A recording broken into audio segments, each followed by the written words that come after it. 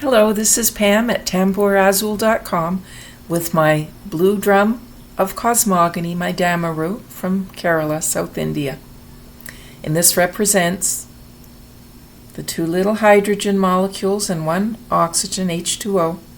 And this is a water world, the compression and expansion of water, and the hydrogen charge off, charge on is what this material world's created from.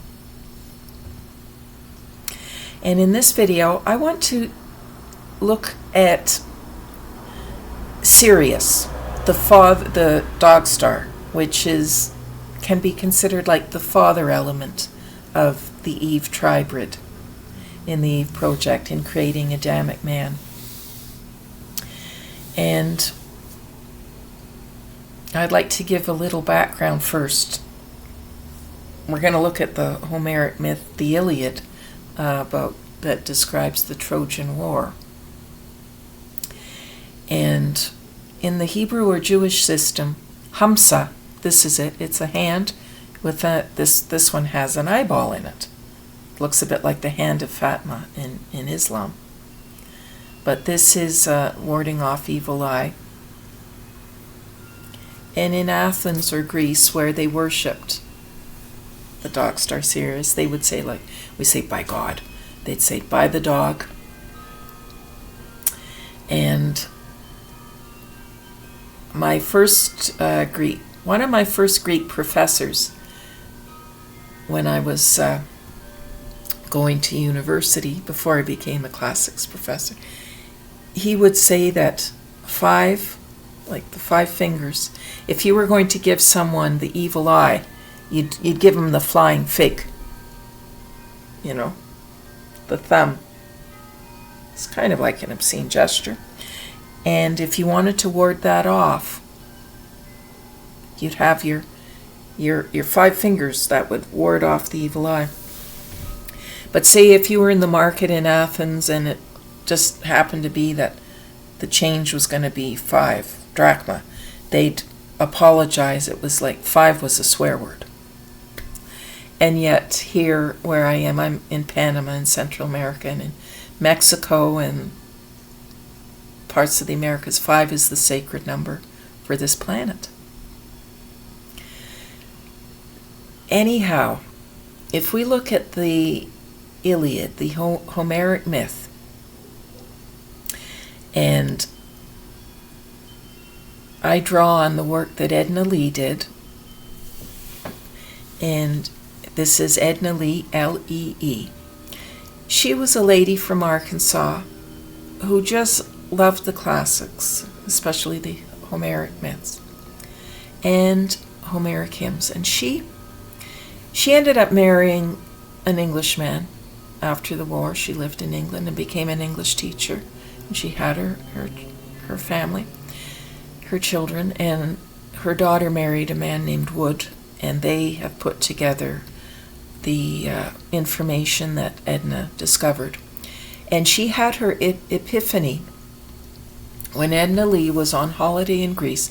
She picked up this fish platter that had the constellation Pisces in it, and the penny dropped, and she said, that's why there's all this funny detail that Homer's giving us in the catalogue of ships. He's describing constellations. Each ship represents a constellation. And in the Trojan War that the Iliad represents, and here, Homer himself is thought to have been either from Cyprus or maybe Turkey, not from Athens. And the Trojan War was said to have been fought over Helen of Troy, the most beautiful woman in the world. And they say that Menelaus was robbed of Helen by Paris, who was a pretty boy from Troy. That Paris stole Helen away. Now that's an inversion of truth. Helen, the victors, and we're under Sirian rule now, the victors control the narrative. Helen was never Menelaus' wife. Troy was raped and pillaged in his name. And Edna Lee, through her decoding the constellations, Menelaus is the red-haired heart of Scorpio, the sign of the big banksters. And big money. And a native here in Panama made a scorpion pin for me. And he told me the legend that it was a little scorpion that brought down the big king, the big boastful warrior king at the Orion belt. And it was the middle star in the gate is a stargate, the belt of Orion. And when that fell, it enabled the Greeks to come in and take over the solar system. And you can read Velikovsky, World in Collision. And there's actually Chinese astrology that can pinpoint the day when, all the constellations, well, it was the planets, were in the sky, plus the flaming Sirius. And Sirius is Achilles. So Scorpio was one of the allies, and Agamemnon was the older brother of Menelaus, and he's one of the main characters. He's one of the senior warriors. Menelaus is a minor role. He's the younger, red-haired brother of Agamemnon. So Sirius is Achilles. He's a homosexual warrior who dies young. And Edna Lee explains the stronger the star, the fiercer the warrior, and the shorter lived. So, the strongest warrior, Achilles, dying youngest.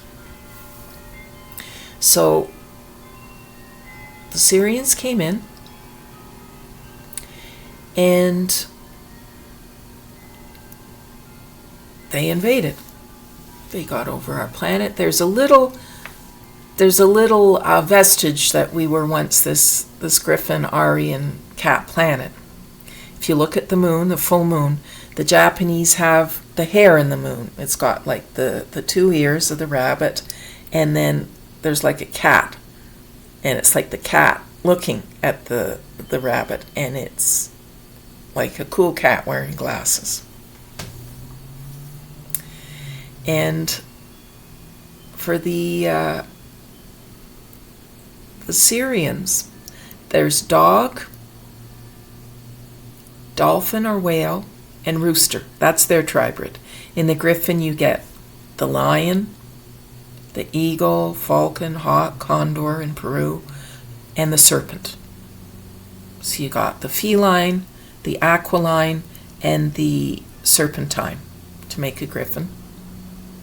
And for the Sirian, there's rooster, there's dog, there's whale.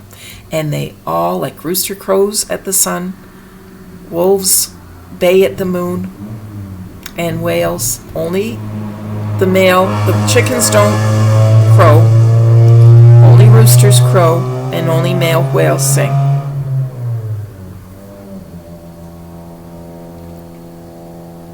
And the Greeks they're great storytellers. They loved a good story. In the Greek pirate ships, if they captured someone who could tell stories, that person didn't have to stay below deck. They got to stay up above board, have the good food and drink as long as they kept the stories coming. And in the American Southwest, shamans would do their fasting and their rituals, and they'd be able to channel from humpback whales messages bounced off of the sun.